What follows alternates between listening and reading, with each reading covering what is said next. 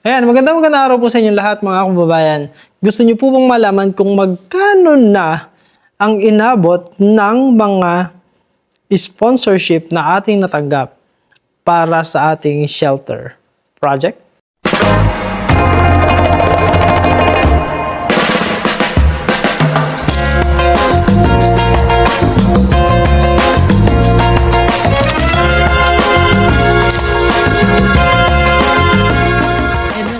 So, yun nga po mga kababayan, yun ang isang bagay na gusto kong ibigay or gusto ko kayong bigyan ng update ngayong araw. Dahil sa kasalukuyan, kami po ay papunta na ng Pinagbayanan dun sa kung saan po natin gagawin yung ating shelter project. Kung makita po ninyo, ay sobrang nakahanda na po yung aming mga gamit. Pero bago po kami umalis ay gusto ko po muna na mabigyan po kayo ng update tungkol doon sa kung ano na ba ang lagay ng ating ang sponsorship at yung mga pledges po na na-receive natin para doon sa shelter project. So, kung makikita po ninyo, nandito po yung ating jar of hearts. Ayan, makita po ninyo meron siyang mga green and yellow. Yung yellow po, yun yung mga pledges pa din. Pero, kasi gusto ko po kayong bigyan ng update dahil nakatanggap na naman po tayo ng mga sponsorship na nandito po sa mga green and yellow pledges. So, gusto ko pong pasalamatan isa-isa yung mga tao na nagdagdag ng financial support para po dun sa ating project. Unang-una kay Tita Alori de Goma. Tita Alori, maraming salamat po. Nagpadala siya ng 5,978.02 pesos. So, that's 5,978.02. Maraming salamat po, Tita Alori. Alam niyo po si Tita Alori, isa din siya dun sa mga consistent na super thanks sender natin dun sa mga video at even dun sa live na ginawa po natin with the PB team saka dun sa pagsalubong natin dun sa Pugong Biyahero team. Kaya naman Tita Alori, napaka-consistent ng support ni Tita. Thank you so much po. Tita Alori de Goma, God bless po. Ayan, ilagay natin siya sa ating jar of hearts. Thank you. And then, hindi pa dyan natatapos dahil meron pa rin tayong na-receive naman na galing kay Tita from Bulacan. Yun lang po yung gusto niya na i-mention. Tita from Bulacan, maraming salamat po. Nagpadala po siya ng 2,000 pesos naman po through GCash. Ayan, na-receive na rin po natin ito. Kaya naman maraming salamat po, Tita from Bulacan. Thank you po. And then, another one, ito, si Miss M. Mendoza. Na-mention ko na din po si Miss M. Mendoza nung nakaraan dahil yun nga pong sabi ko na nag-send siya ng over 3,000 pesos na sabi niya po ay para sa akin at magsisend siya ng para sa shelter at meron pa siyang isang surprise or isang bagay na gagawin na para din sa ating mga beneficiary. So, na-receive na po natin yung sinend ni Miss M. Mendoza, total of 13,483.78. This is on top of the over 3,000 na sinend niya po previously. So, nagdagdag po siya ng 13,483.78 at ang 10,000 po doon ay para sa ating shelter project. Yung natitira po na 3,483.78, hindi ko muna po babanggitin ngayon pero sa akin pong susunod na mga video, doon nyo po malalaman kung para saan kaya yung dagdag na 3,483.78 na binigay ni Miss M. Mendoza. Miss M. Mendoza, maraming salamat po. God bless you at ingat po kayo palagi. Ayan. And then, another one, eto, thank you so much po. Gusto nating magpasalamat din kay Ma'am Cherife Jamis Palakat. Ayan, si Ma'am Cherife Jamis Palakat ay nag-send naman po ng 500 pesos. Thank you so much po. Ito po ay sinend niya din via GCash at na-receive na po natin ito. Kaya naman, Ma'am Cherife, maraming salamat po. Tapos sabi ni Ma'am Cherife, parang pasensya ka na dun sa nakayanan ko na ibigay. Pero gaya nga po ng sabi ko, no amount is too little. Lalo pa kung yan po ay galing sa puso at para bukal na ibinibigay para po doon sa ating proyekto. Yan po ay lubos po nating pinapasalamatan. Dahil ang maliit na halaga po, gaano man kaliit yan, lalaki at lalaki po yan pag atin pong pinagsama-sama at lubos po nating pinapasalamatan dahil yan po ay galing sa puso. Pinaghirapan nyo po yan, pinagpaguran nyo yan, pinagtrabahuhan nyo yan at ibinibigay po ninyo ng bukal sa puso para doon sa mga bata. Kaya sobrang thank you po. Thank you po, Ma'am Cherry Faye James Palacat. Ayan, thank you so much po. And then, eto pa, naka-receive po tayo ng another pledges. So, isa ay nanggaling kay Tita Rosie. Tita Rosie, thank you so much. Nag-pledge po siya na magsisend po siya para sa shelter. And meron pa po siyang isang bagay na sinabi na ito po ay para din dun sa ating mga beneficiaries. Hindi ko pa po ito babanggitin ngayon, pero mapapanood nyo po ito sa aking mga susunod na video. Matutuwa din po kayo. Kaya naman, Tita Rosie, maraming salamat po. And then sinabi niya din na babanggitin niya yung project dun sa kanyang partner and then dun sa group ng kanyang partner para malaman din nung kanyang partner yung tungkol sa ating shelter project. Kaya naman, Tita Rosie, maraming salamat po. And hindi dyan natatapos dahil meron din po tayong isang pledge naman natatanggap. Galing naman po ito kay Tita B. Tita B from Nevada, USA. Tita B, maraming salamat po sa inyong pledge. Actually, ni-reach out niya ako via email and sinabi niya nga na sobrang willing din siya na support para dun po sa ating shelter project. Kaya naman, Tita B, from Nevada, maraming salamat po. Ayan, so, yun po yung ating mga sponsorship, yung mga bagong sponsorship at pledges na natanggap. Pero, ayan, so, nilagay ko na po dito yung dagdag na hearts po natin. Pero bukod po dyan, gusto ko din pong magbigay pa sa inyo ng update naman dahil bukod po sa sponsorship at pledges, meron pa pong humabol. Meron pang humabol ng para naman sa sponsorship ng isa nating na feature which is si Momay. Ayan, kung matandaan po ninyo, si Momay ay meron na po siyang sponsor. Number 1 is the anonymous sponsor. Na magpo-provide po sa kanya ng allowance. Yung pangalawa, na-confirm ko po kay Tita from Andorra na tuloy-tuloy po siyang magbibigay ng allowance para kay Momay pagdating ng pasukan. And then, another one is, syempre pa kay Ma'am Ellen Joy Vlog. Ma'am Ellen Joy, thank you so much. So, nag-commit naman po si Ma'am Ellen Joy din na mag-i-sponsor siya ng additional 1,500 para dun po sa allowance ni Momay. At, eto na nga. So, hindi po natapos sa 3 sponsor yung para sa kay Momay dahil may humabol pa po kahapon.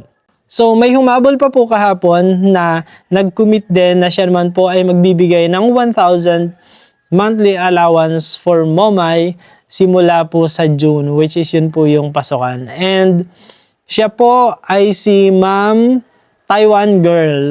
Ayan. Ayaw niya pong ipabanggit yung kanyang buong pangalan, pero nasabi niya naman po na tawagin na lamang siya na si Miss Taiwan Girl para alam niya na siya yun. Kaya naman, Miss Taiwan Girl, maraming salamat po dun sa inyong commitment para sa scholarship ni Momay. Thank you so much po. Ayan. So, yun po yung sa ating sponsorship and then pledges. At ngayon po, meron naman po ako dito na ito naman po yung listahan natin. Kasi syempre, for sure, gusto nyo na din pong malaman kung paano kaya sisimulan yung shelter project na yan. So, meron na po akong design in mind talaga nung shelter na nais nating ipagawa. So, syempre unahin po natin, gaya nung nabanggit ko previously, unahin po natin yung tubig muna. Kasi yung tubig po doon ay yung hose ang ginagamit nila na nanggagaling sa gilog. Maganda po kasi yung lugar nila dahil even summer, talagang tuloy-tuloy yung tubig na nanggagaling sa ilog. So, hose lang po yung ginagamit. And then another one which is next to that is yung CR. Yung CR po, yung deposito, syempre, yun, kailangan po nating unahin yun. So, yun po yung ating mga unang ipapagawa.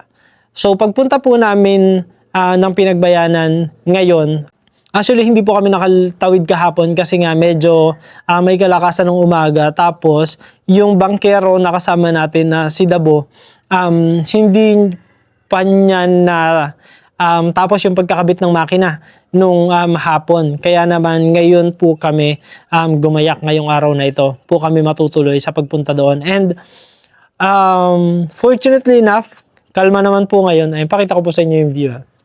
Ayan. Sobrang payapa po nung ano ngayon.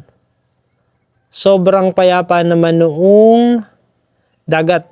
Ngayon, kung makita nyo pa yan. Halos walang kaalon-alon. Parang flat. Parang flat po yung, yung dagat. Ayan. So, yun po yung gagawin natin. Pero yun nga, kung ano tong mga listahan na to, ito po yung mga listahan kasi na kailangan natin para dun sa shelter project. Kami ni Papa, yung gumawa nito, kagaya ng ginawa din namin nung pinapasimulan ko itong farmhouse naman. Ayan, pakita ko po sa inyo yung farmhouse. Baka na-miss niyo po yung farmhouse.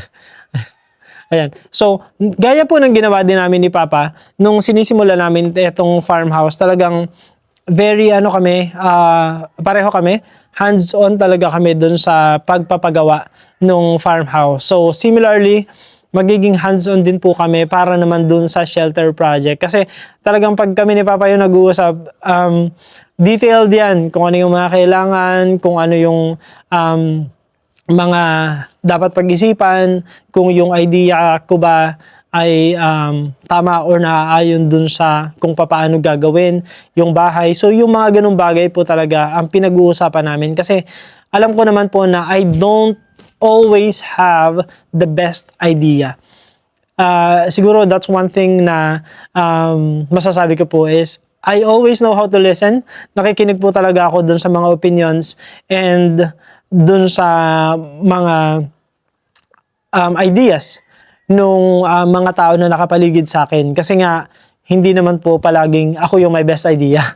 Tinatanggap ko po yun and very open po ako to feedback.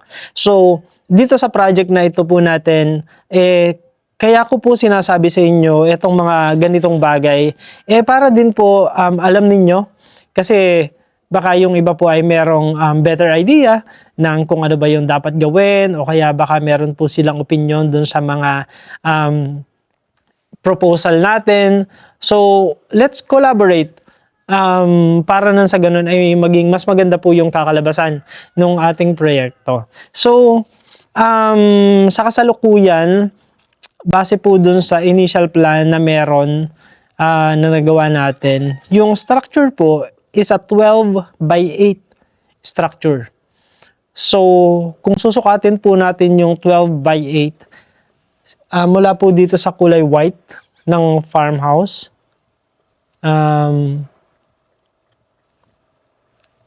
eto po, yung kulay white na yan, hanggang dito po siya sa dulo. Ganyan. Ganyan po siya kahaba. Though, hindi po siya magiging kasing laki nitong farmhouse. Siyempre, mas ano po yan, mas maliit. Saka ano po, mas magiging simpleng shelter po talaga yan. Masasabi ko na siguro basic shelter, pero yun nga, kung paano natin siya pagmumukhaing maganda, livable, a decent house para sa mga bata, yan po ang abangan po ninyo.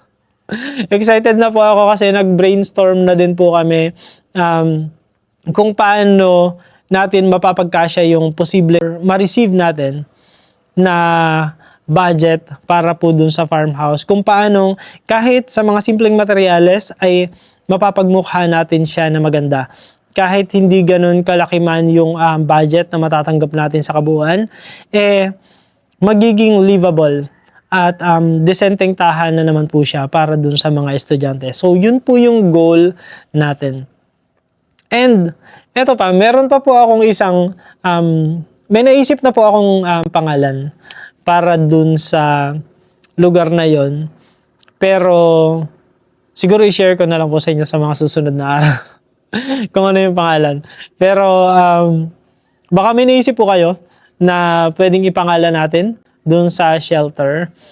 Kung ano man po yan, paki-comment po sa comment section dahil malay nyo po, sabi ko nga po, I don't always have the best idea, pero kung may makikita po ako na tingin ko ay maganda, ayun, maaari pong gamitin natin bilang pangalan naman po nung shelter na gagawin natin para sa pinagbayanan. Huwag nyo pong ipapangalan sa akin, definitely. Huwag nyo pong lagyan ng Toots or Toots TV PH yung pangalan. Huwag po. It has to describe kung ano yung purpose. Kung ano po yung purpose nung tahanan. So, huwag niyo pang lagyan ng Toots TV or Toots TV PH yung pangalan. Huwag po. So, yan. Basta, mag-isip po tayo ng pangalan kung ano po yung sa palagay nyo ay maganda. Paki-comment po dito sa baba. At tingnan po natin, isa-isahin po natin yung mga suggestions na marireceive po natin. Ayan. So, yun lang po mga kababayan kasi paano na din po kami. Palargan na din po kami ngayon. So, itabi ko lang muna itong jar natin kasi iwanan ko po ito dito sa bahay. Dito na lang muna. Though, meron naman po akong soft copy niyan. Nasa cellphone ko naman po yung lahat ng yan. Pero, yan.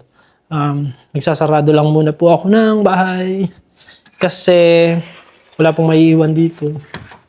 Though of course, yung susi naman, yung parents ko may kopya naman po sila ng susi. So, whenever meron silang kailangan dito sa bahay, they can just come in. Pero, kailangan pa rin po natin siyang isara. Ayan. Ako lang po itong mga bintanang malalaki.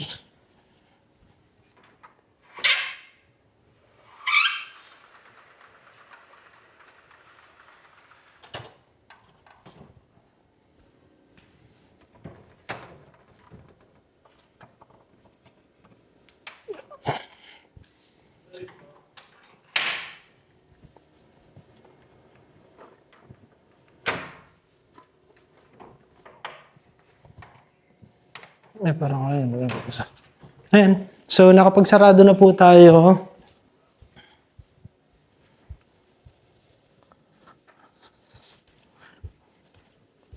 Sarado ko lang dito lahat na.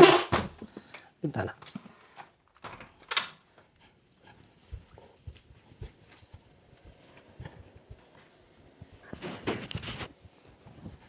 Ayan. So, lalarga na rin po kami mga kababayan. Sa susunod na video po, makikita nyo po na nandun na po kami sa pinagbayanan. Kaya naman po, maraming salamat po. Once again, maraming salamat po dun sa... Oy, bago ko po makalimutan pala, sorry. Diba? Munti ko na makalimutan. So, sa kasalukuyan po, kung matandaan po ninyo, yung sinabi ko po na total amount na ng ating mga natanggap na. Ito po ay natanggap na po natin ha. Hindi pa po kasama dito yung mga pledges na na-receive natin. Ito po ay received na natin lahat. So dati nung nakaraang video, matandaan nyo po ang sinabi kong total amount ay 74,768.19. Ngayong araw na ito po ang sponsorship na na-receive na po natin para sa ating shelter ay umabot na ng 93,246.21. Ayan. Ayan po mga kababayan, so muli po ang aking taos-pusong pasasalamat sa inyo pong lahat na nagbigay ng kanilang support, financial support para po dun sa ating shelter project, ganun din dun sa mga scholarships na patuloy po nating natatanggap para naman po dun sa mga estudyante na ating na-feature dito sa ating channel. And of course, hindi natin makakalimutan ang mga viewers and subscribers na patuloy at palaging nag-aantabay sa ating mga videos. Hindi nag-skip ng ads, nagla-like, nagko-comment, nagsishare.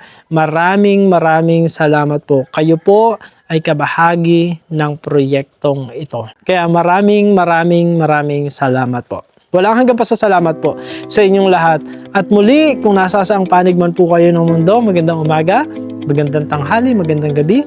Magandang araw po sa inyong lahat. At lagi ko pong prayers, tayo pong lahat ay palaging i-bless ni Lord. God bless us all and thank you everyone. May you have a good rest of your day. Thank you.